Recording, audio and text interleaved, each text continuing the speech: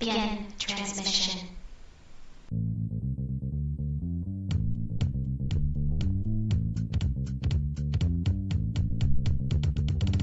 You are listening to Corellian Run Radio, your route through hyperspace to the latest news on Star Wars: The Old Republic. Hi, and welcome to Corellian Run Radio. This is a special report that we are recording Sunday, November 22nd, 2014. We're going to talk about the EA press event that was this last week, and also let you listen in to the Q&A from the event. My name is Jason. I'm joined by my co-host, Heather. Howdy, Heather. Hey, Jason. We are also joined by a co-host from the SWTOR community. Who is it, Heather? Our special guest today is SWTORista. She runs the SWTORista website and SWTOR Strongholds. And so, hi, SWTORista, and welcome. Hey there. I would like you to be my guest. We would be honored if you would join us. Everything's perfectly all right now. We're fine here now. Thank you. How are you? Yes, welcome to the show. How are you doing? I'm doing pretty good. I am pretty tuckered out from the event and getting everything down since then. I think we definitely need to bring you back for just a one-on-one interview. But the real reason we asked you to be here is because you and Heather, like you said, both went to the press event this last week. So I'm just going to pop the question to both of you. How was it getting invited? And what are your thoughts on the event? You know, was it well received? Do you think it was a good event? It was really, really exciting to be invited. I was driving around in the car going antique shopping, and I was looking at my phone going, is this real? Wait, who's this from? What's this email? Oh, wow, I can actually go. All expenses paid. Oh, my gosh. The event itself was incredibly exciting.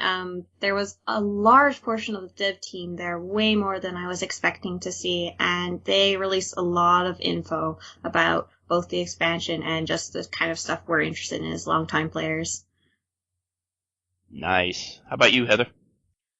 Yeah, I was really excited. I don't remember where I was when I saw the email that that Corellian Run Radio got invited, but I was so excited. I was also wondering, is this real? Am I really gonna go to EA and they're gonna pay for it? So that was it was really exciting getting to go to the studio, to the headquarters, and meeting more people, because I've met a few of them before, and I'm really excited for all the new information to come out. Before we get into the Q&A recording, I want to know, what was it like being at EA? What did you guys do there all day long? You know, let us give a rundown of what happened. Oh my god. Well, I got there really early because I was worried about traffic, and then it turns out SWTORista was in the same hotel as me, so we could have just rode together because she was on time. I was like really early, like an hour early. We got into the lobby, and I was sitting there just waiting for the event to start because I was a few minutes early, and I kept looking over at the corner. There was a woman in a yellow shirt and a very large necklace, and I was like, oh, why do I recognize that person? I feel like I've seen her picture before. Oh, it's Heather from the Pretty Little Sith blog. Nice. Yeah. So I kept looking around too. I was like, oh, who are all these people? They have to be people that I should know from the community. Someone's got to be familiar, but not everyone shows their picture. Anyway, so someone came around to check everyone in and get everyone's accounts and email addresses just in case. But yeah, and then Victoria, SWTORista's real name, she introduced herself to me, and it was awesome. I was so excited that I got to meet her because I had heard so much about her on TeenyCast and just throughout the community. And it wound up being the other two community visitors were Lullaboo, who is a streamer and is Tauli's girlfriend, so you might have heard of him and her, and you can take a look at their streams on Twitch TV. And the other community member was Michael, the GM of Death and Taxes, as well as the owner of the State of the Galaxy Twitch stream. Yeah, I was actually supposed to hang out with Michael the day before. Well, kind of. I mean, not supposed to. We were going to hang out the day before, but then his hotel was like way farther from San Francisco downtown, so we didn't go out. So that was a surprise when I met him, and that was exciting. Also, I'm excited when I meet anyone from the internet. So, what did you guys do? The rundown after you guys got to meet everybody. Seeing everybody from the community that was there. What happened when you first got there after you got checked in? Oh, well, we took a picture next to a really big Shadow of Revan poster. Oh, I saw And that. then, I'm so yeah. jealous. I'm so jealous. Yeah, and then after that, they brought us into a room. I'm guessing there's about 16 computers because of the content that we did later. But they all had Shadow of Revan on the wallpaper on the desktop. And the four of us, Lullaby, Soterista, Michael, and I, we had special seats in the back row because we were players. So they had some special plans for us. They told us to sit in the back because we already knew what we were doing. Yeah. Awesome. Yeah, and they also they gave us all free copies of the novel Revan, which, oh god, I have to read it. It's coming up soon. You haven't read it yet? No, well, I have it on my Kindle, but I just haven't gotten around to it. Oh my gosh. Tisk. Get on that, girl. For anyone else who hasn't read it, I'm really lucky and I already have a copy at home, and with the copy that I got at the event, I got it signed by quite a few members of the dev team, and if you keep your eyes on the Reddit Sator subreddit, I will eventually be giving it away to someone in the community. Yeah, so Teresa's more responsible than me that when she got the autographs on there, but I actually have just one extra book, so maybe we'll get that out on Corellian Run Radio too. Nice. So they went over the agenda. That was Debbie Sue Wolfkill, the marketing director, and then the devs, they all did their little presentations. The first one was Jeff Hickman. He's actually the general manager, and he did a little spiel about the game, especially for the press, about how they've had 3 AAA quality expansions. It's the 3rd year anniversary of the game, and how next year was going to be a really big year for Star Wars overall, and also how next year is going to be new, bigger, and cooler. If you're listening to his speech alone, you'd be like, dang, that game is probably doing really well. And we're lucky enough that we know it's not just bluster or just bragging. We've seen some of the numbers come up from various MMO sites, and Tor is doing fairly well as far as we can tell. It keeps being on the top 10 top played lists. It keeps being spoken about okay within EA in terms of profits. So it sounds like it's going to be sticking around for quite a while more. Yeah, I'm really glad about that. And then the next presenter was Bruce McLean. He's a senior producer, and he just reviewed the features of Shadow of Revan. If you're a player, you mostly know about these, such as the increased level cap, the 2 new flashpoints, 2 new planets, Rishi and Yavin 4. And also he talked about the solo mode for flashpoints, which most people, well, maybe not most people, but most informed people about the game know about. He was also very excitedly showing a bit of the new discipline system. He displayed live Force Lightning. He went and threw his arms everywhere. Oh, yeah, that was awesome. Very cool. Yeah, and they also, he also showed a picture of the last boss of the Ravage operation. I guess it's spoiler alert. Ravage operation, it ends on a ship flying on a cloud, which really looks really, really cool. I really hope that, well, I mean, it shouldn't be too bad on story mode, so I hope that I can see that. Sounds like they really want to make the story mode something very accessible, something that everybody can see, so I imagine it'll be pretty easy. Yeah, it kind of seemed, just from going through the Q&A again, that story is something they're definitely emphasizing again, which is their biggest selling point, so I'm glad to hear that. And you guys will hear in the Q&A later, but hard mode is actually hard, so no worries for that. And then the next presenter was Charles Boyd. He was surprisingly younger than I thought he was. I don't know, for some reason, maybe the name Charles, I thought he was a lot older, like Gray. But he's not. Anyway, he's the lead writer. He talked about his writing team planning stories for Revan since like 2006, which, oh my gosh, that's even before the game came out. And he was happy to finally be able to present this chapter in the Old Republic. And this is definitely the last chapter that they've written for now about Revan. We'll find some kind of conclusion in his story. Charles Boyd was also described by Bruce as wonderfully bearded. Yeah, and then there was, after that, there was just other staff members from BioWare there. There was Andrew Horowitz, a producer that I met in Las Vegas at the Community Cantina, and Eric Musco, community manager, Deb Shin, marketing manager, Hazel Kelly, aka HK30, who is a live producer, and Eric Mulkey, who's in QA. And after that, we were actually able to get into the game itself. So first thing, when you pop in and see it, what were you thinking?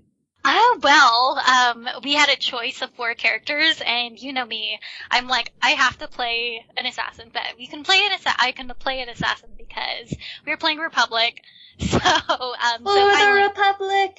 Yeah. What's your main anyway? Are you pub or I'm a Vanguard tank, so I was super happy when I found that as a choice. Oh no. Anyway, well, so me and Michael, we were like, okay, well, what advanced classes do you have? And I had a Guardian, and he had a Shadow, so we switched because we were more comfortable doing that. And so what we did was we played through a solo mode of one of the flashpoints. We did Blood Hunt. The Blood Hunt flashpoint was so cool. The solo mode was actually pretty good. It was super easy. So if you're worried about your gear or you're worried about doing a whole flashpoint by yourself, don't worry about it. What basically happens in the solo mode is you get a little extra droid companion. So there's yourself, whatever companion you choose, plus the what Eric Musco called the Jesus droid. Oh yeah, the Jesus droid. I actually, they recommended that we take HK51, but I was like, poo poo. I'm a DPS Shadow. I want a tank companion. So I brought Tree. Who's probably in like level 10 gear, and so she died. But my Jesus droids survived and kept me alive. Because troopers don't have any interesting companions, I was able to give my extra set of gear to my companion. Oh. No, I have to jump in here. So, can you guys elaborate on the droid at all? I wish I paid more attention. I just know one was healing me. I think one was taunting because I was able to do Shadow Strike. Yeah, I noticed he was able to tank off of me while I was actually actively tanking as well. So is it kind of like that Flashpoint companion is sort of like Treek in the way it kind of has multiple? It must, if it was healing in yours, Heather. Yeah. That's awesome.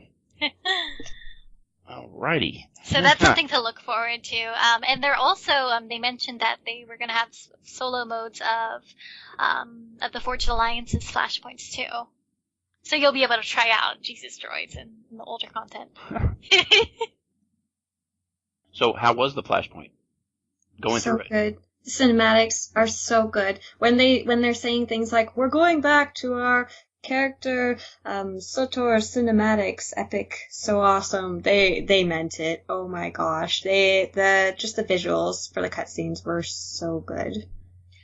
Yeah, one really cool thing about Blood Hunt was I noticed that there is different rooms. I guess, maybe it's random every time that you get a different room, because I remember, I don't know if I can talk about this now, but I've done the Flashpoint before, and I saw a different room.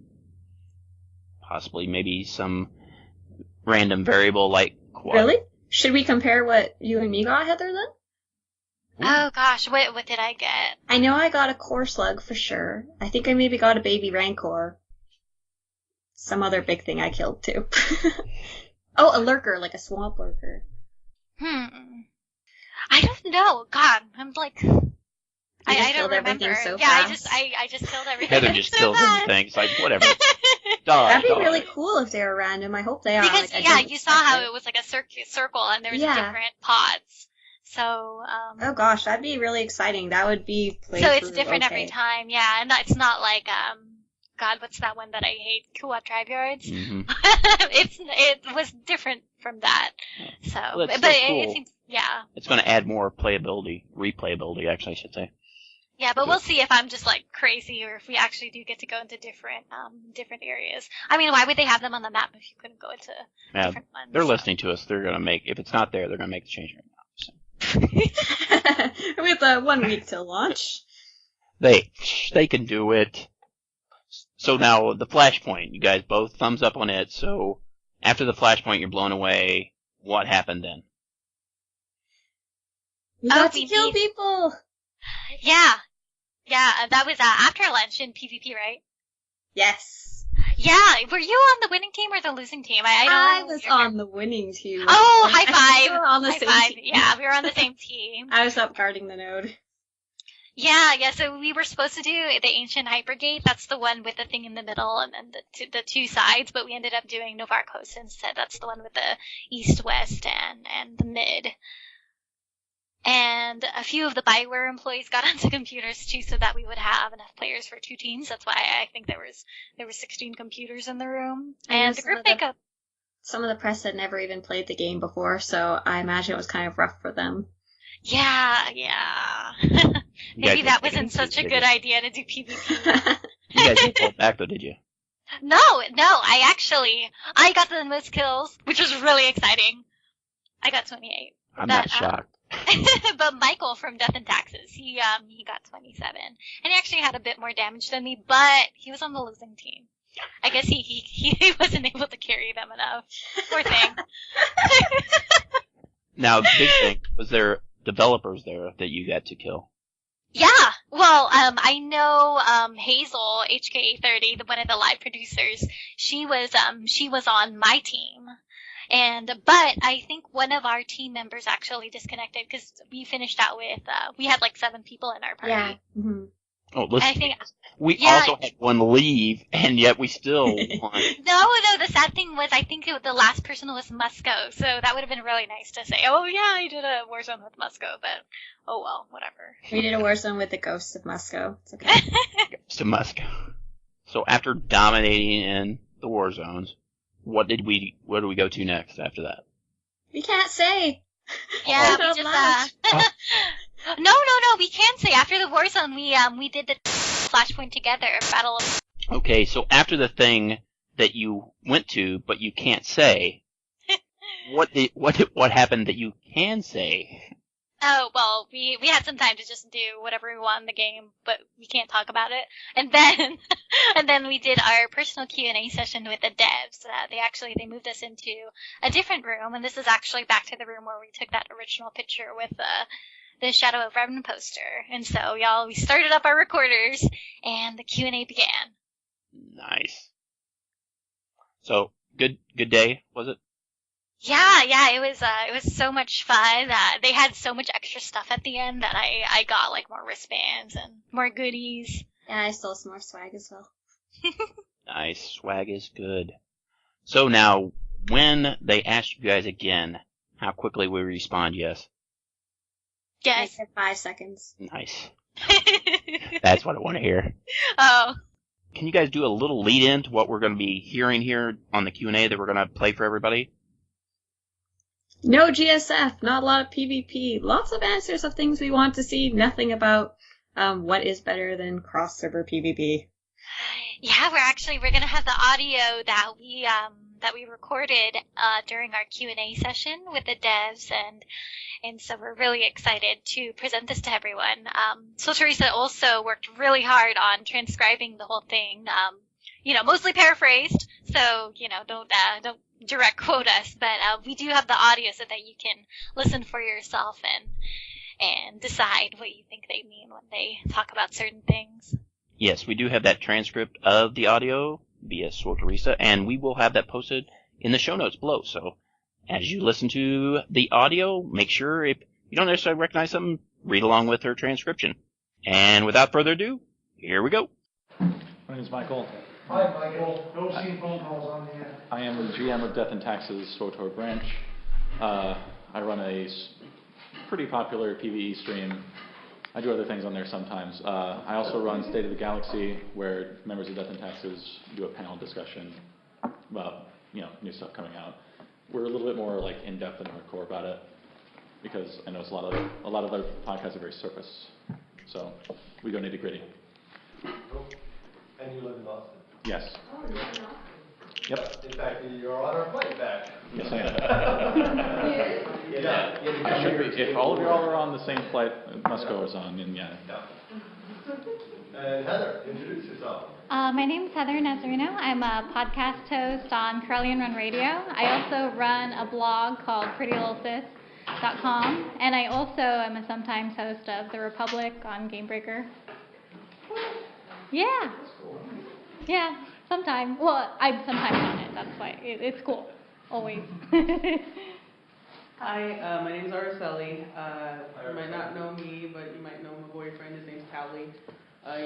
He has a semi-popular live stream about MMO in general. That's great.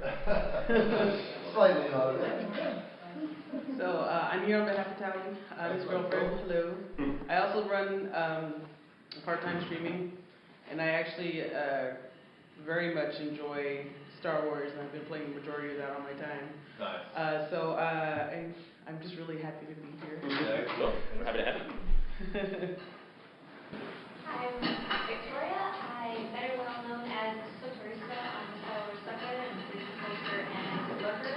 I also am the owner of 2 different fan sites. One of them is focused on Star Wars Generations, and one is focused on Star Wars Fashion, so it's I'm also the Tash GM and a very active member of Drums of Hope on Jamma, a casual TV everything guild.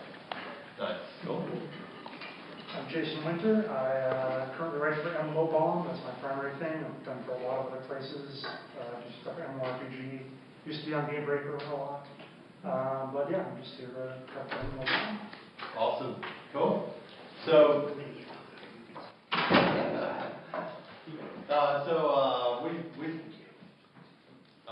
thought it would be best just to get everybody in here and just have an open conversation about whatever you guys want to talk about, and instead of doing like the formal one-on-ones like we were doing with the other folks, so our influencers and you. So what do you guys want to talk about? What burning questions have we not answered? Okay, well, I asked on Saturday what's going on with GSF, and you guys couldn't really say anything. I don't know if that's because there's nothing really going on. There's nothing, yeah. Okay. The short answer is nothing is really going on right now. Okay. Yeah. Anything anyone is thinking of doing? We are working on some stuff for next year, but we can't talk about it yet. Okay. If I may offer a suggestion. Yes. Main game incentives. Credits are not enough. Yeah. Like I've mastered all my ships, and now I'm not for the reason. Yeah. The reward scheme is definitely the target for us. What else you got? I seem to have quite a few. Keep going. I'll interrupt you. Okay, well, I asked a few of these before, and I think the answer is just sufficient. Okay, well, this is kind of a serious one. Okay. So I heard that privacy issues are the reason legacy account-wide friends / ignores cannot be implemented.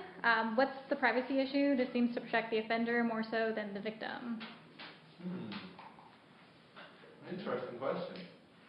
Oh, you mean ignoring people? Ignoring their whole account? Yeah. Okay. Because I was thinking on the other end, like, I don't want somebody to friend me on one character and then find me on another. Because I'm that kind of guy that's if I don't want to talk to you, I'm not going to be on that character. Is there a way that we can make ignores account-wide but friends not? Where did you hear the privacy issue? That's, I guess, just through the grapevine. That's usually, anytime people talk about account-wide anything that affects a character and goes across an entire account, it's always been, from a live side, what we've always talked about is that as a privacy concern, because of kind of what Michael's alluding to, where like if you have, we had that one time where you could literally whisper someone and it would go across to a different character. Oh my god. Humongous privacy issue. So basically anything that touches character but branches across account, we've always talked about as privacy.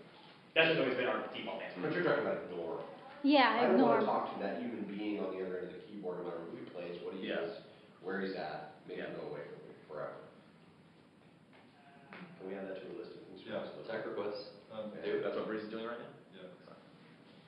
while we're talking about ignores, one of the things I was asking around that people would like to see in general was an ignore spam button that not only ignores spam, but Oh, also yeah, 'cause you have to do reports it them at twice. the same time and doesn't pop up a window and disrupt your So you can report them and ignore them in one stroke. annual. Some other animals have that functionality, it's really sweet. I would like that as well.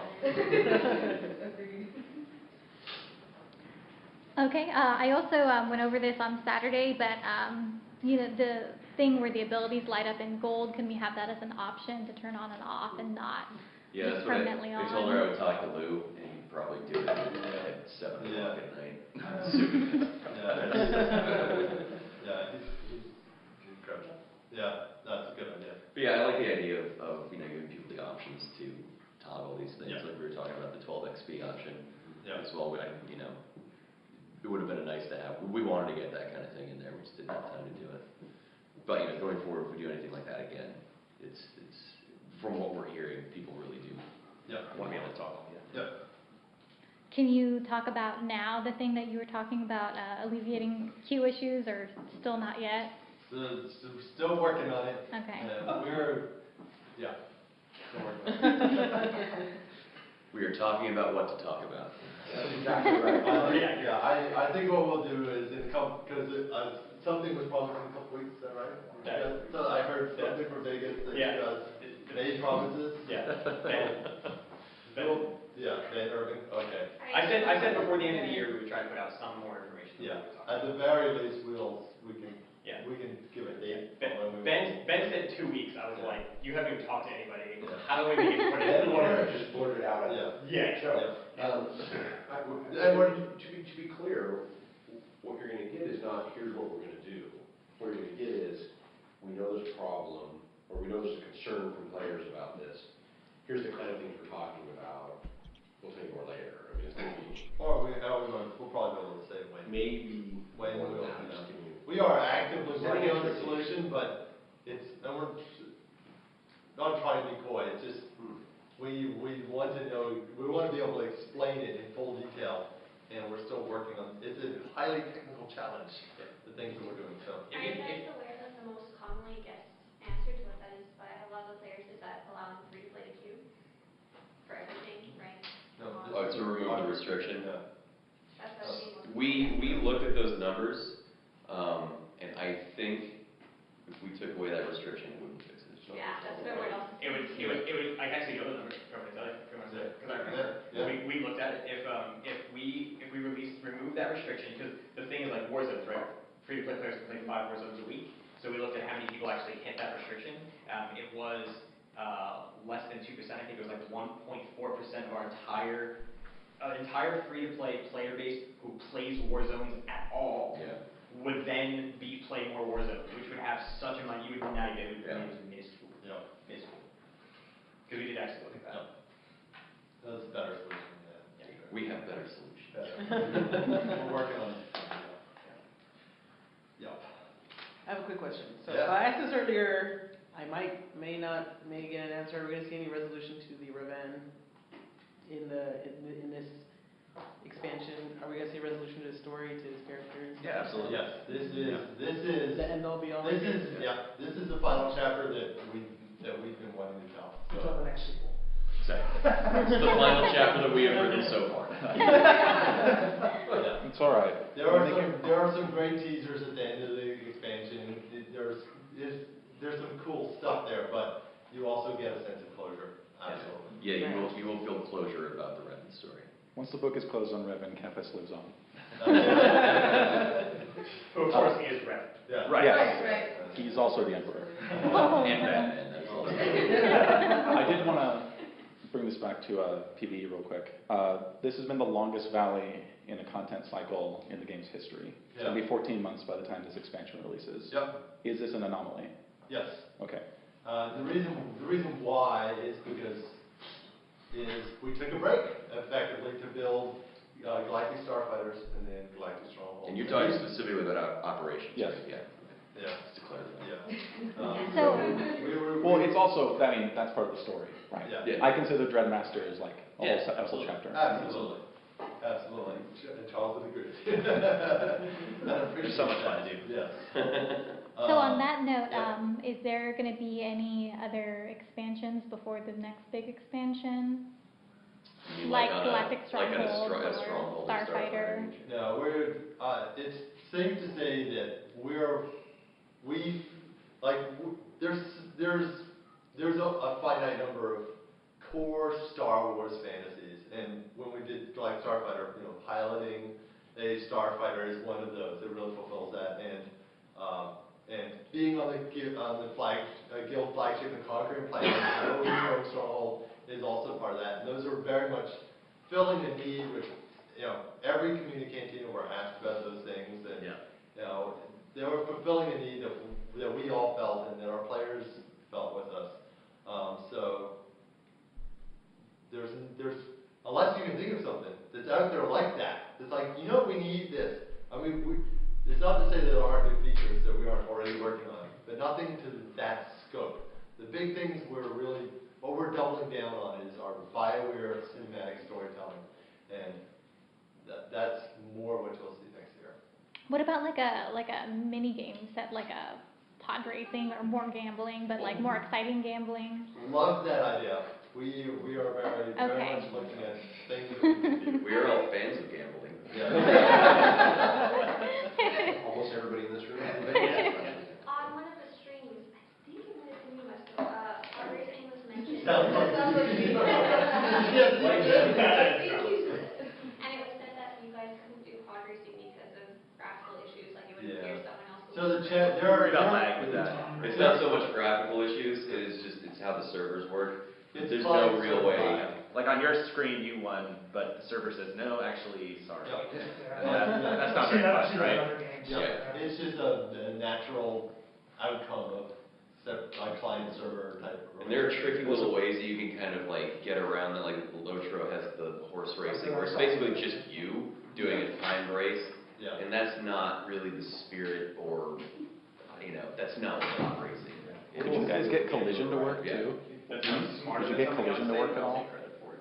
Oh, and that's another thing. Like our collision is not built for any kind of physical racing. Two moving targets, right? So like a racing game without collision is not really right. You would just go right through each other. And takes a little bit of the excitement out. Turns out we didn't build a racing game, so wasn't it like going to be hard. In the actual movie, there was only like one finisher of that race. Yeah. Everybody else died. We could do that. We just have you pod race until everybody else. And you just you win. Like switching medals.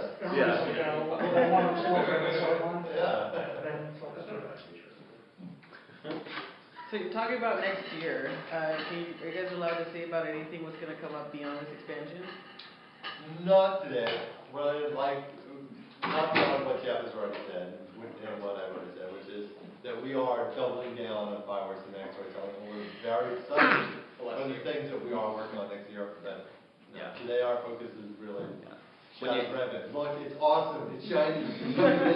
You'll probably have a few hints when you get to the end of this one, what kinds of things we might be dealing with. Speaking of it coming now, then, someone said we've been working on this. We had the idea since like 2006. We've been talking about it. Why now? Why 3 years after launch? Obviously, it's a big deal being Revan, open up the show based on. Why is it coming out now? Well, the story just had to kind of develop to that place, right? It's partly how often can we do releases? How many of those releases are going to be a story release for this thing or that? What characters do we need to get into the story to kind of develop toward these things? And it's not really right now either. We created this story a year ago, and it was like with the Forged Alliance's Flashpoints. That was the beginning of the story. Yeah. So we had it, and we dragged it on for long. So it's hideous. Well, it also, it wasn't like we sat down in 2006, wrote everything, and it has not changed a bit, obviously. Lots has changed. What I didn't like, so the Forged Alliances, our Flashpoints are very cool, but what I didn't like about it was it forced us into spoiler-free side. Right, we couldn't talk about the expansion until the last Forged Alliance came out, which I super appreciated them doing, but I'm sure no one else did. Because I was like, no, don't tell them.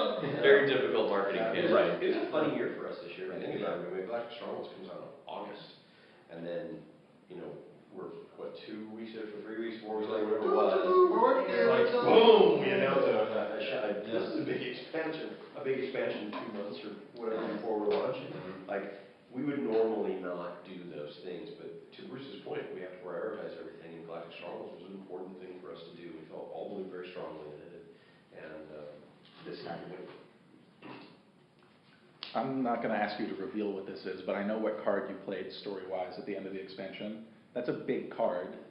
So, do you feel it's early in the game's life cycle? Because it feels like it's been building up to that. Yeah, absolutely. I mean, if anything, I feel like it's been a long time since we touched on that particular thing that we're not. I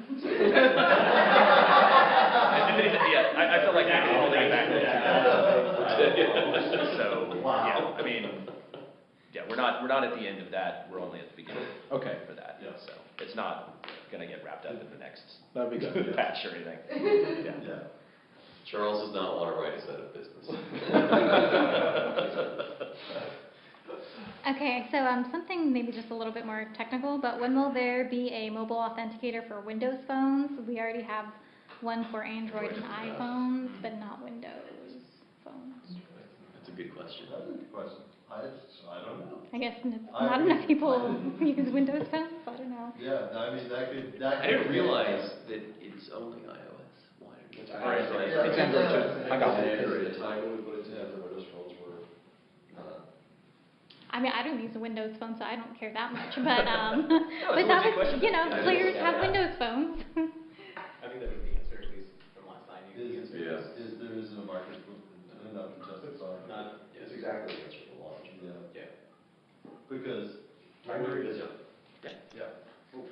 One thing that our mobile authenticators do, they cost us time. Anytime there's like an iOS update, we're like, oh, our authenticator just broke with this latest iOS update. This is about to launch. Let's fix it. So, yeah.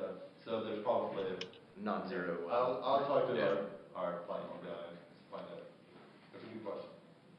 Are there new character customizations in the works, like hair, skin tone, eyes? I mean, maybe not necessarily for 3.0, but ongoing, like Lana Beniko's hair, Theron Shan's hair. Customization options in the works. Okay. Good answer. It is true. I got a couple of big questions, but it kind of requires me to soapbox. Okay. And Andrew knows part of what I'm going to talk about. I'm ready. Last time I was in UX for Star Wars, I talked about Legacy Gear and how it kind of wrecks progression. Because you can funnel all your gear to one guy. This isn't okay, I have to preface this by saying this isn't in a situation where the Nightmare tier is split by a month. So you get one half of the tier at once, and then you get the next half of the tier a month later. People who can clear the content will clear the content on as many characters as possible and funnel that gear into one super group, which they will then trivialize the next tier with. Or, I mean, hopefully they don't trivialize it. Hopefully it's hard enough that they can't. But that's sort of what happened last time. I'm not saying that that's the only reason like Zor's won, because it isn't. They prepared much better. I like the disclaimer you wrote so far. This is a very nuanced and difficult thing to argue.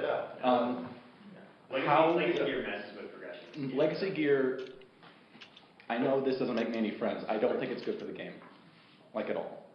It does make it easier to gear out an alt, but should you be able to circumvent the lockout system like that?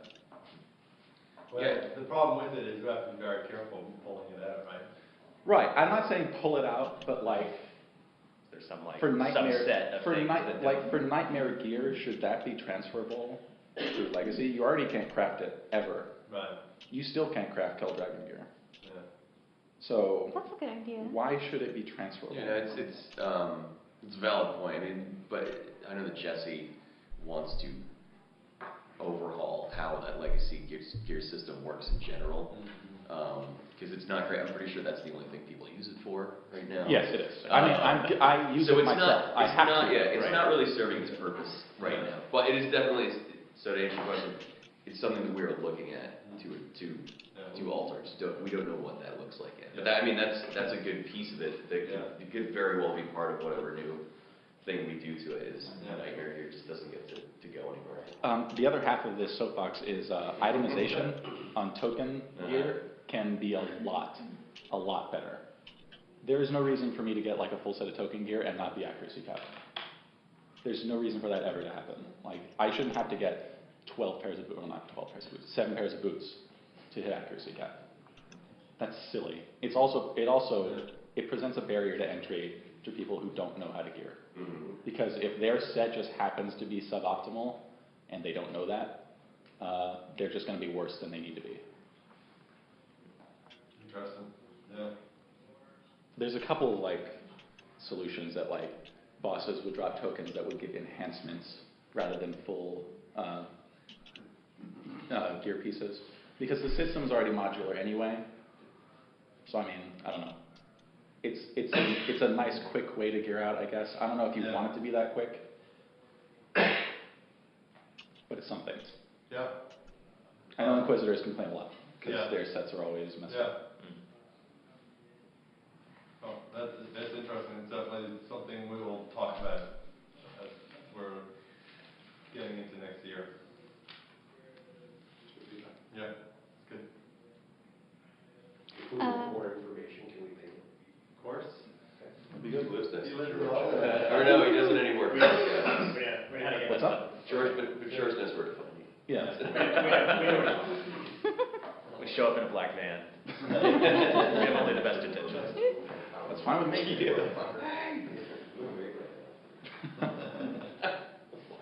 So with Conquest being pretty exciting and fun for guilds, is there any way that we can have more guild functionality to help organize guilds, like officer message of the days or guild mail? Yeah. We've been talking about guild functionality, like guild mail would be awesome. There are technical limitations we have to overcome.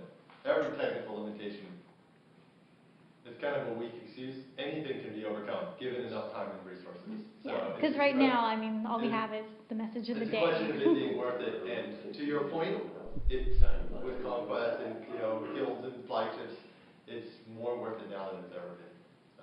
But that is also one of the most commonly asked for things, right? Suites, overhauls, whatever you want to call it. And we realize it too. We want to give more value to guilds and more control. Now that we've checked the box of player housing, that will not be the most common asking. That's true. So,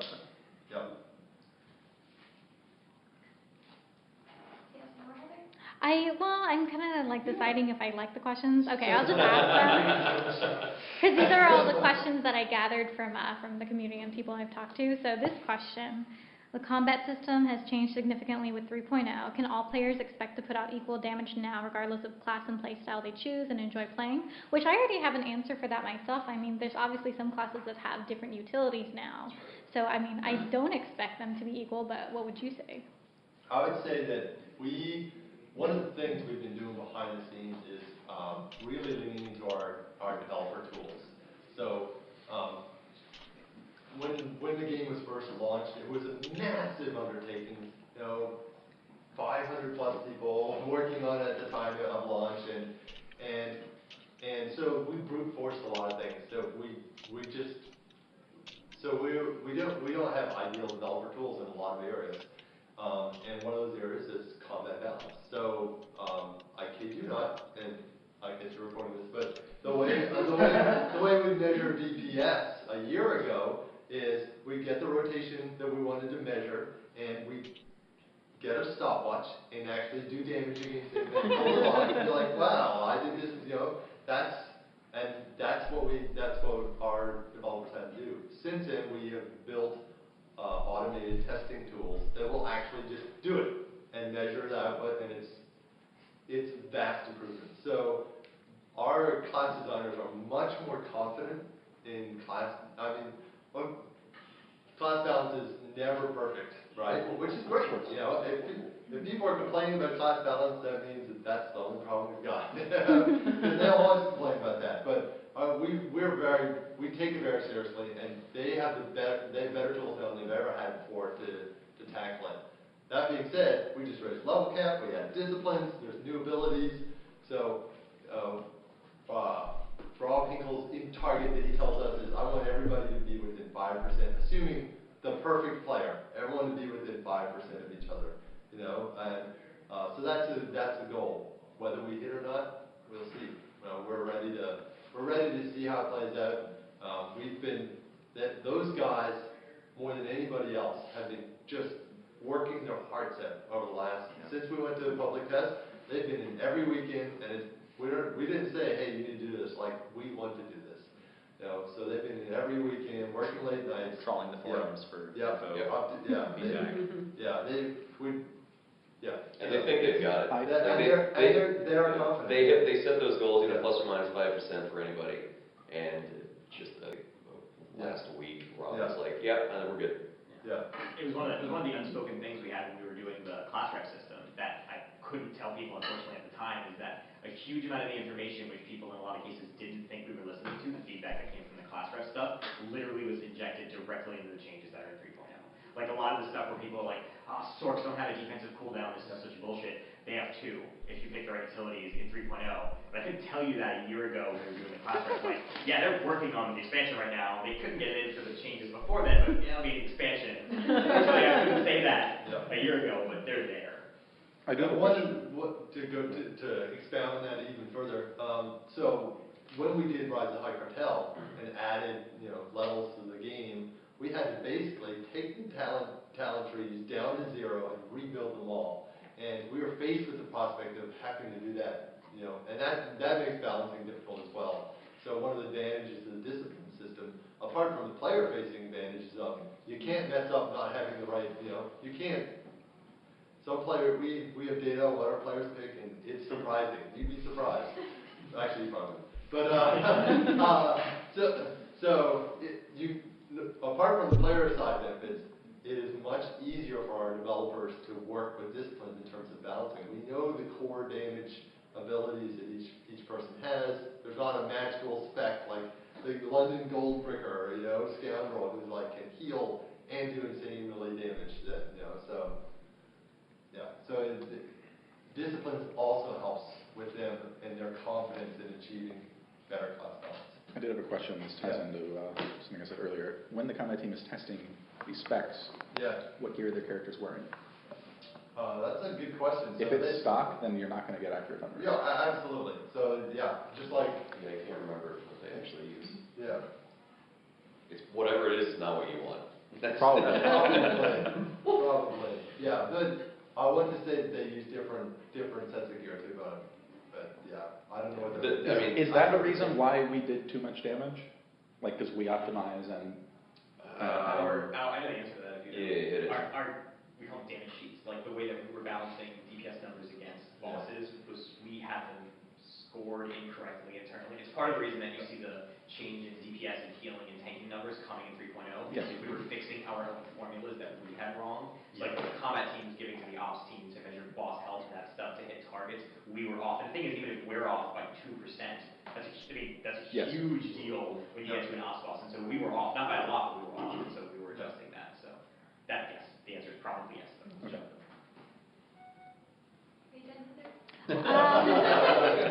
Let me see. Legendary gear is a searchable option on the GTN since launch. Will we ever see legendary weapons and or armor? Yeah, we've had that'd be pretty legendary. Cool. You can search for legendary and remove. That's a thing. I don't think we can say any more about that yet, but talk has been happening about things that are related to that. We haven't forgotten about that option. Sounds like an opportunity. And also, what's the status on Legacy Bank? Legacy, just having the same amount or all your credits pulled together on all your characters. Oh. Or at least, having the Legacy Bank access on the cargo hold, the Legacy cargo hold. They did that in yours too, and it was awesome. Yeah. Much easier to deal with. Yeah, it would be ideal. Interesting.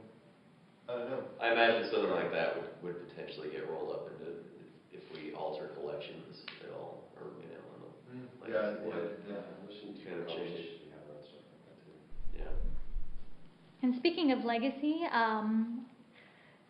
is there any possibility of having a legacy family tree decoration? Because you can see the portraits in your legacy family tree, and I love that idea. yeah, I think it's cool too. Corey knows of that idea, and we've been talking for a while about how to do that. Ways we can try to make that happen, plus other cooler stuff that would allow to happen without saying too much. But yes. Okay. And then on the same train of thought with decorations, I know a lot of achievement people that would really, really, really like more decorations linked to their achievements. Mm-hmm. Yep. We are going to continue to add decorations to the game for sure, and across all content channels. So. And then one more from me. Don't feel Oh, ashamed actually, about asking questions. two more. I have two more. So someone, since we have so many daily areas and all that, someone was wondering if we could have an expanded mission log since it hasn't been expanded since launch. I mean, maybe 30 or something instead of 25. That's tough. I know because we've talked about this before. It will ruin performance. Okay. Yeah. Okay, that's a good. That's why we have that. Yeah. We want and it's like No one is against it, like, we'll forget about it internally, and we'll be like, why do we have this cap? And then we'll go talk to engineering, and they'll be like, oh, right, that's why. Same with like NPC counting strongholds, and it's it's we have a love-hate relationship with our engine, and in some ways it's a bear when it comes to. Any plans on updating the engine, or not really? No. Yeah. That's what we got. That would be a colossal. May I offer some criticism on Conquest? Criticism of Conquest? Sure. It's impossible to motivate the members of Death and Taxes to participate in it. Well, I'm in It's despair, and impossible. we've been number one for like 2 months. We have roughly 15 members who play actively, but we are among the top PvE players in the world. But I can't get them to care. Yeah. Because people in on POW 5 there's a guild called Empire of Taw. We also have a Republic guild called Republic of Taw, and then they have reserve guilds, and they're all maxed. Yeah. It's impossible to compete with numerically superior guilds. Yeah. Well, it's impossible to compete with them on the planet they're on. Yes, but there's never enough planets to actually. What about the Total War Conquest event? Every planet. That's happened, and even then, wow. There are much, much, much larger guilds with members who care a lot more. I think part of the problem is that the harder objectives, there's nothing for clearing Nightmare. Yeah. Right. And I there's nothing disagree, for though. there's nothing for hitting a threshold ranking in ranked PvP. Yeah. Or something like that. So one thing about Conquest, it doesn't answer your question, but one thing that I have to say about that is, if we just thinking of the strongholds, we have only just really dipped our toe into what's possible with that system. We were very careful setting it up to give ourselves powerful tools, so we can experiment and try some cool things with Conquest. And so we are talking about doing some different types of conquests.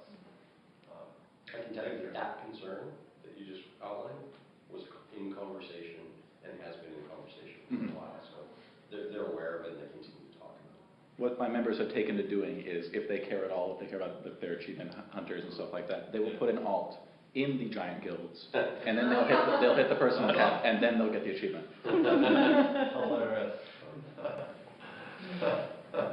Wow. All right, I'm going to fill the floor now. Excellent. I have a bunch of questions from all throughout the community. I asked before I came here, just in general, what are you guys most excited about for 3.0? This is what these questions are based on. Okay, so question number 1. Once we hit 60, will we be able to hop right into the new operations, or will we have to go back and re-gear and go back to Dread Fortress and Dread Palace? You will be able to hop directly into them. In fact, That is fantastic. the storyline, the story modes of them, of course. Yeah. The storyline actually leads you into the shadow of the Temple of Sacrifice operation. So you can bypass it. You can do mission. There's a solo option. We go around it to get to the finale against Reps, but yeah, the storyline leads you directly into that operation, and the story modes of that are meant to be seen and done. they're awesome and we want players to do. Yeah. The hard modes are really hard modes. Like, well, They actually are. yeah. That's on tape. No, I mean, I'm not so. Not hard for him. I'm not so like enthused by that though. I'm concerned that people will. I don't know. You can smell the nerf effect on this, what do you say? I think that the average hard mode guy is going to be pretty frustrated. Yeah. All right. Someone at one of the cantinas was speaking to Garak Teague of the Unknown Sister podcast, and with a little bit of alcohol involved, happened to mention a costume system. Is this anything you can talk about? That was not me. You will have to ask the community team who that is. That was New York. Well, let's narrow it down. Who was in New York? Okay, good. Not me. We might be, we are looking at Have you taken a look at Gilbert's 2 costume system? Because they're one of the ones I feel are doing very well. They have an outstanding costume system. Yeah. We're a whole studio full of serious MMO gamers, and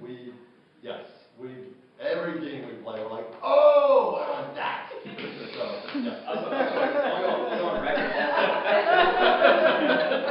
go on record to let people know, because I think a lot of people have carried that joke. Like, Bruce literally went into New York going, I'm just going to tell people all kinds of stuff. I literally did the approach. Like, people have made the joke about that. Bruce is just drunk and railing information. Like, Bruce... It's my fault that you got drunk. Yeah, You're quite part of it. Bruce quite literally was like, I know people have been frustrated because we were holding things We tend to be close to the patient. chest. Yeah, our communication was light because we were holding things close to the chest going into shadow. Bruce was like, I'm lifting the phone. I'm so frustrated this year with our foresight. Like, our whole approach has been, just tell people what we're working on, tell the dates we're shooting for. If we miss a date, we're like, sorry, we missed a date. We know you're mad because we missed a date. But, that's the approach we wanted, and so I had a bit of a catharsis moment in New York. If I may, I think that would be better, that approach, by the way. Because I've been frustrated as a player with how opaque everything's been. Feel it 100%. This last 8 months has just been super tough for that stuff because of mostly because of Galactic Strongholds and Shadow Rev and where they're falling with each other. I mean, we truly believe that, and Bruce has shown it over and over. I mean, you think about January, I think, of this year when you wrote here's what's coming this year. Yeah. And he basically was like, we got these expansions, and there's going to be another expansion, and then it's going to happen. And we're all looking at it going, oh my God, Bruce. He's like, yeah. So he believes it, and we will get back on that in the middle. And that's why I don't get to go to many games. We created our own perfect storm where we just bring this back. Because, like, really, like, no one at the table, like, we're totally a studio where, like, let's be transparent. I know some people scoff at us sometimes when we say it, but, like, it's what my team's mantra is. These guys love to do, like, we want to tell people everything. Yeah. We just created this weird situation where we basically put ourselves in a vacuum of silence on accident. It just happened that way. Yeah. And it was kind of unavoidable because of the situation that we were in. And it was such a great crowd. They were just like, oh, it was such a great group of people. People were really excited when you told them this. So, yeah. All right. Quite a few other MMOs have actual online on the internet, not online in the game, resources such as APIs that can be sent to fan sites, tools where you can look up your character online, tools where you can share and advertise your guild online, things where you can look up things you can buy from Cartel Market online. What are you guys doing with this? Anything? Yes, we are looking at all of the things you just said. We are having a fresh look. We haven't been doing anything with them for a little while. We haven't been pursuing those things, but literally in the last month we've said, let's just take another look at these. Or whatever the technical reasons of old were, or our justifications, let's have a look. Reassess. Yeah. Is that what you're touching on when someone asked about the crew skills offline at the Las Vegas Cantina on Saturday? Well, I mean, as we look at that kind of stuff, that's like naturally one of the things that would come up with that we would consider, rolling into it, right? What do the players want? What would cool things be that they would really appreciate? Can we do it? Reassess that. Someone mentioned a while back that everything about 12XP was a really big experiment.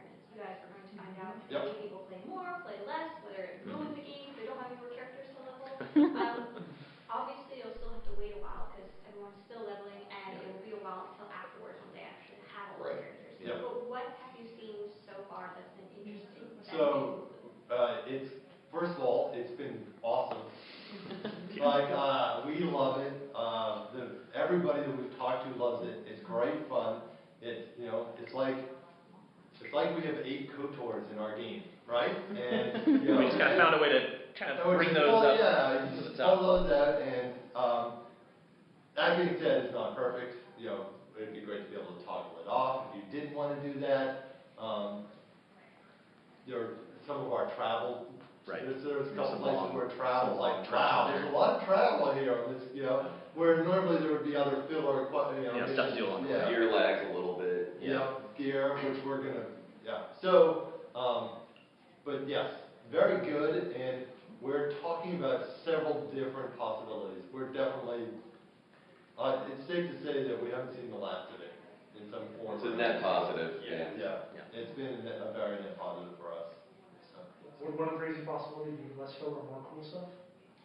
Yes.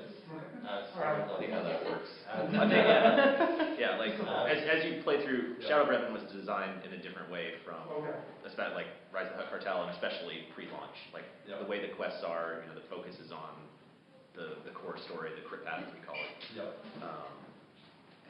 And the filler, as you might say, that's pushed off a little more, much lighter weight. Let's put our resources into the coolest stuff. Being very critical about and making sure that everything is meaningful. The content we're putting in is meaningful and not just there to make you spend time. Alright, now that conquests have been out for a while, have you seen a noticeable decline in guilds actually participating in them? Or do you track those numbers? We absolutely track those numbers. We are obsessive data trackers. Seriously. We look at those numbers. We have a report that comes out with all of those numbers and plenty more every week. We're obsessive data trackers. So actually the percentage of guilds that own a flagship and participate in Conquest has gone up since the launch of Strongholds. We weren't sure what was actually going to happen with that, but it is, at least in the numbers, it is showing that it is sticking around. And like I said, we haven't started experimenting with Conquest. We built it in a very robust way that we can do some, we can try different things. And we're talking about those things. I have a suggestion for Conquest. Yeah. Maybe like a faction-based competition, have one planet and just have like the imps all together, their score versus the Republic guilds all in one score, and then but then you would see how balanced the server is. It's kind of a population check. Well, war is not about fairness. So I don't see a problem. There's something to do to mitigate that too. Alright, so there's been a lot of talk about data mining. I know this one might not be one you want to talk about at all. There's been some really positive things. For example, guilds have been able to talk about which conquest they can go after before the day of invading. For example, Filthy Sight, Satormine has listed them. There's also been some very negative things where data mined items or perks have been seen, but then they weren't actually released for whatever reason, and players were upset about it. Even little things like seeing stuff on the PTS and then not having it carry over makes people fairly upset. Do you feel in any way that data mining should be allowed in certain cases or not at all? Well, we can't stop it. Our policy is they're going to data mine. That's how when we develop, we tell everyone this is going out, right?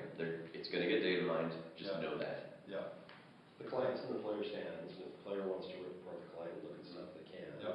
We've always done so. Makes Eric's life miserable. But I think overall, I don't think it's a problem. I mean, if people get upset about it, I mean, all we can say is, look, you're not promised anything. We make a lot of stuff that we don't put out. But Jackson, right, that's good and bad. I can speak for the community as too. I think, especially in the past couple of months, data mining especially has bubbled up as a thing.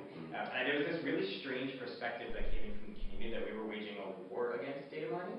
And I think that happened because we told Torcast that I wouldn't do an interview with them because they had been talking about data mining and exploiting. Yeah, that was actually the thing. Yeah, that's what spun this all up, is that they had a show where they were specifically talking about data mining, which I do need to say, although we know that it's going to exist, it is against our rules. But the big thing is that they were using that to specifically talk about how to exploit content. And so because of that, I just couldn't draw attention to it. And somehow that spiraled into that we hated data mining. We were like, you can look like we've never asked Reddit to take down a data mine post. We've never, even the fan sites that post data mine content, we've never asked anyone to ever take any of it down. Like, we don't, it's not that we're against data mining, it's just that we can't be for it. That's right. Like, we live in the middle. Remember to plays against, which are attacking, they're hacking our client. And so we can't go, yeah! But on the other hand, we know there's nothing we do, but I'm not going to fight a battle and do something crazy like that. And if you look at Delphi's site, like, I think that's incredibly useful, right? That's the kind of information that we were talking about before with, extracting this kind of stuff out of the game and putting it on the web. Yeah. Like, we'd love to do that. Yeah. It's a lot of work to do it right and to make it meaningful and useful. But since we don't have it yet, Delphi, we like Delphi. Yeah. And I think on our side, I think what helped cause that problem also is that we were in this silent vacuum that we had kind of created. And so data miners were given, normally if you look like we almost have this weird harmony between us and data miners, right? Where we talk about information that's coming, we make sure we get our announcements out. We're usually well ahead of even data miners. The stuff isn't in the game client when normal BioWare we're being transparent and we're telling you what's coming. This situation wasn't that. And so we didn't have that thing where, sure, there's different things, data mining, it happens, and that's fine. We normally are ahead of it. In this case, we weren't. So it created strange friction, and I'm not really sure how it happened, but it did. Oh, wow. I can remember reading this post from you and from the other, and it's like, man, there's a crazy misunderstanding happening here. Yeah. And it was a weird thing because, it's hard for, you imagine on our side, it's not like I can just message the data miners and be like, look, guys, we're totally fine. Because we also, it's weird because we're not against it, but we can't be for it. And so us publicly being like, data miners, great guys, go right out there and do it. We can't do that at all. So. As they're being recorded. Right. But sure. Yeah, no, but I'm being genuinely honest. It's one of those things. It's a weird situation for us because it created a problem, and it's a problem that genuinely there was no way for us to solve. That's right. That covered my super awesome. Really want to answer questions. Would you like to ask something? Okay, got Okay, you guys are not. You have about 5 minutes left. Yeah. Oh, we are. So on the point of we're recording this, I have a podcast. Was this not something I should just release or just summarize what I heard? Or transcribe it? I don't know the answer to that question. Yeah, I have to ask WC or But I don't think that it's a problem if you put a podcast as long as you do it after the market. Oh yeah. Yeah. That's I thought you were before the market. Oh no. So can I ask a lore nerd question? Please. There's an elephant in the room on Yavin 4, and I'm pretty sure he's not going to be addressed. There's a ghost there, like a really powerful one, and it's not the other one, but it's from like 400 or 500 years before the game. Exar Kun's ghost is there, and he should be zipping around doing stuff, and This is not his first Exar Kun question. It is not actually. Go on. Good. Have you? I don't know. Well, so there's honestly, I wouldn't have put the expansion there. Yeah. Considering that he's that was partly. It was there because that was something we had been playing towards for a long time. Like when I mentioned things from 2006, that's one of them. Like we wanted that part of the story to happen there for a variety of reasons. Partly, I don't know if you've been on there recently. Are you on the PTS? I know. I've seen a little bit of stuff touching on that, and it's something I'd like to explore more later. The trick is all of that stuff would take a whole other expansion just to explain to people who don't know about it, right? Like if you put Exar Kun in as a major part of the story. Well, I mean, and you're right. He deserves to have a place there. Sure.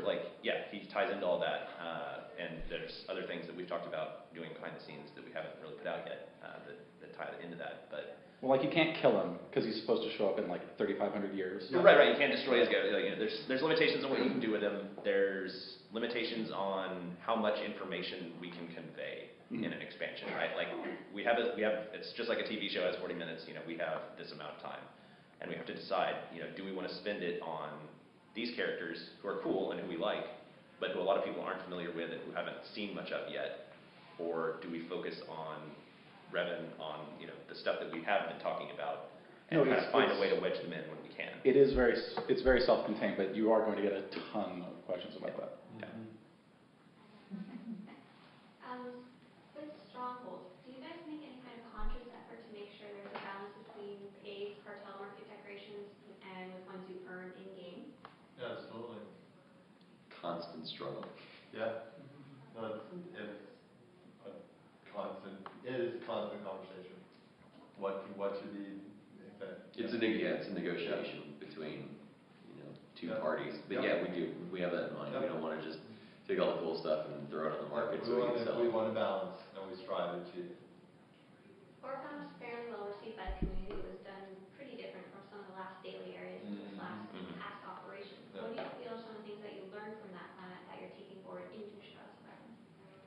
question. Shadow Revan definitely draws on all of our learnings. It draws almost as much on Rise of the Hutt Cartel learnings as Oricon. Oricon did go well. Rise of the Hutt Cartel, there were some opportunities for improvement there, and so we learned a lot from Rise of the Cartel. Like dense, mission packed, make it worth the player's time. Like Oricon is very worth your time, and that was the approach going into Shadow Revan. Is make sure that this is worth the player's time to do. Make sure that it's rewarding. One of the things that happens by the Hutt Cartel is that some players just didn't even go to academy. They just like, you know what, I'm just going to do daily errors and level to 55 around without even going there. We didn't want that. You know, we spent so much time building these cool worlds and these cool stories. So we made a big effort to draw on the lessons not just of Oricon, but of all our past content and make it very worth the player's time. That's the highest level of design. I think as well, doing a solo story leading into the operation, it has its pluses and minuses, obviously. Like, we really wanted to get solo players more aware of, how cool an operation can be, give them something that's like, oh no, really, like you said, the Dreadmaster story is a story, there's cool stuff happening here that maybe they weren't familiar with or even didn't realize existed. That, again, that's something we've kind of done with Shadow Revan, is try to have the story lead you into an operation. But, the downside to that was you couldn't see the very end of that story unless you played an operation, right? And so I think learning from that was, as much as we tried to get that, we really do need to make sure there's always a solo way to experience the coolest, the big parts of the story, the Crypt Path story. So that's why we've gone that way with Shadow Revan. One of the cool questions that one of my teammates asked is, in Guild Wars 2 and WildStar, you can have Guild Crest. Will this be something we'll ever see game for tour? Possibly. Can't say never. Yeah, I mean, that's one of those features we've talked about off and on forever. We love touring. As long as people keep playing it, we're going to keep adding stuff to it. So that's entirely possible. I can think of some more challenges there. It has to fit within Star Wars IP, but those aren't challenges we could overcome. 3 o'clock. Okay. Is it 3? Yeah, it is. That's it. One last question. We got time for one more. One more. Or was that it? A race. If you ever do another Grease-centric thing, I'm going to expect Kefis to pop out of a hypergate. I love the Grease so much, dude. Thank you, everyone. I want to thank, Heather and Swatarisa, one for the recording and also the transcription of that. That was great. What was some things you guys took from the Q&A that you were really, surprised to hear and maybe, grateful to hear? I was really grateful to hear that that they wanted to tell us more information about things in the future, and also just excited about that I got to tell them things that I wanted personally. It was just so excited, like, oh my god, they're actually listening to me. Yeah, that transparency is one of the things I was most interested to hear. They kept talking about how they put themselves in this perfect storm of silence because of the Revan expansion, but I'm hoping now that that's over and after everything's said, we can learn a lot more about what we should be expecting coming up now. Yeah, I have to agree. Because I was beginning to wonder, I was like, hey, we get this community team, we're not hearing much from them, we're not hearing from the devs nearly as much, because as you well aware, as somebody in the SWTOR community trying to report on things that are going on in the game, we kind of live by hearing stuff from those people, and if we don't hear anything, it's hard for us to kind of, without making stuff up. So I think that was great to hear that they're going to work harder on being more transparent with things that are going on. Yes, and Heather, as I was listening to, I was like thinking, did anybody else have questions, or was it just Heather, pretty much? Oh, I had that big ol'. I wish I brought more. Because, they were answering everything, so I wish we did run out of time, so I did notice that. It was like, none of them said, like, no, very rarely was it like, no, can't answer that. It was, definitely had an answer. And there was quite a few that said, we can't answer this right now, but the expression they said it with said, there's something coming, we aren't allowed to talk about it yet. And let's see, going through the things, one thing that stood out for me, and we kind of talked about it before we even started the show, I was glad to hear how they plan on doing the expansion a little different than Rise of the Hutt Cartel. I am one of those people that they mentioned about didn't really do McKeb, right off the bat when the expansion came out. I was more like, I'm going to get my level up to 55 and do that stuff, and jump into operations, as opposed to, this one they're kind of like, they want to put more story content and focus on people, wanting them to go through it rather than, I'm just going to get up to level 60. Mm-hmm. That was something I took from it that I was really glad to hear. And then something else, and I believe you have a couple follow-up answers about the damage. Yeah, Hillary Nicole, I sent her the transcript to check over it, make sure there wasn't anything no one was not supposed to say or anything that was wrong. And she got a hold of Rob Hinkle about two of the questions that the devs on the panel weren't able to answer very well. These were actually both Heather's questions, and the first one was about the combat system in 3.0. She asked, can all players expect to produce equal damage regardless of what class they choose? And they answered they try and stick around 5%. And Rob Hinkle added to that via email, the answer is yes, mostly. We have a range of target DPS numbers that we want all of the DPS disciplines to fall into. Where you fall in that range has to do with things like if you are burst or sustain spec, or if you are range versus melee spec. Our goal is that no class is more than 5% off the middle of that range. The other question was by Michael, and Michael was asking about their testing, and they were making jokes about how they used to use a stopwatch and now they have better tools to do so. But what he wanted to know is what kind of gear do the testers use, because if they're just using stock gear, it's not really indicative of what high-end tier players are using. So Rob answered to what gear they're using. It depends what we are doing. For pure DPS test runs, like against a dummy, we tend to wear the highest level gear available to the players, fully augmented, stimmed, and with all of the legacy companions / buffs. We do our best to select the same stats players tend to wear, but that process isn't as rock solid as it should be. Thank you. And thank you, Rob, for those follow-up. I think that's cool. So what do you guys think of those answers Rob gave us? So I think there is no such thing as, there shouldn't be any such thing as people rejecting a certain class for certain group content like operations just because of the class that they play or whatever discipline they choose. If no class is supposed to be more than 5% off, I mean, how I really doubt that 5% is going to affect when you're trying to be down on a boss. That can make a pretty big difference, though, because the lowest one would be 5% below and the highest would be 5% above. So that's a good 10% change there. That's also depending on the player, too, though. So I think, an excellent, what class do people really like for DPS? I don't know. I heard assassins are popular. Yeah, so you could have a really good assassin or a really bad assassin, and I guess it just depends on, people will have to judge by the player themselves and maybe not the class. I guess for really high-end nightmare operations, maybe this would matter, but so far I think we're doing fine.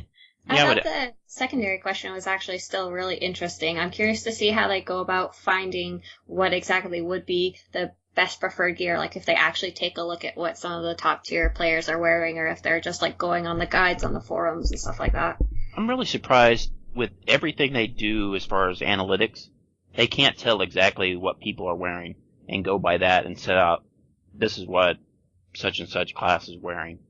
I thought on those those parse records, do they have what the people are wearing too? I don't know. Oh yeah, they do. They do. That. Yeah. So maybe they look at what the top players are wearing from those information sources. I don't know. Possibly during future testing, have everybody parse and have that recorded into a database for them.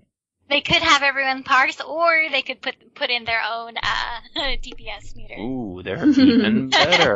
Did we ask that? Ooh, no, you didn't. No, we did not ask about not having to use the second-party tool to parse. Now we are.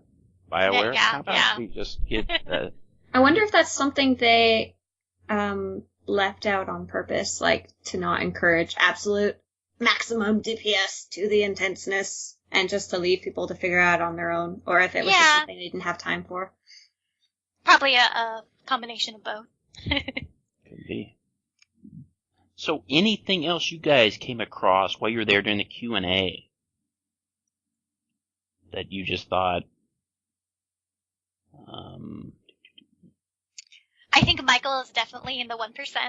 I thought that, but he was still, he was a cool person, so, I was surprised But about how many things were just, we can't do this right now. Like a lot of the things Michael suggested, even if they like them, they won't be able to do them for another year, probably.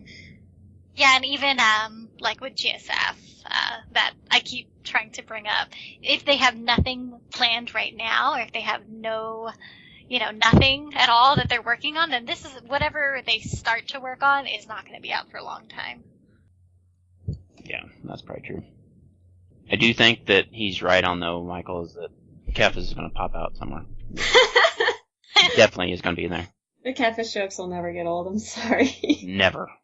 Never. Let's see. Well, I think right now that's going to probably do it, unless you guys had anything else to go about that you picked up on that, in the Q&A or anything like that. There's so incredibly much. I would suggest anyone who's interested in a specific topic for the Q&A but doesn't want to read the whole thing, just Control F and type in the keyword.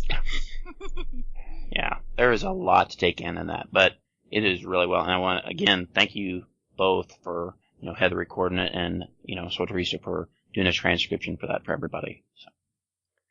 And as we move on, I think I want to remind everybody we will be returning to our live stream November 30th at 5 p.m. Eastern Time, so be sure to stop by our Twitch channel and say hi. Contact us through our website, CorellianRun.com, through Twitter at CorellianRun, or you can contact me or Jason personally on Twitter at Heather_PLS or at JT_HollowNet. You can also talk to us on our Facebook page or Facebook group.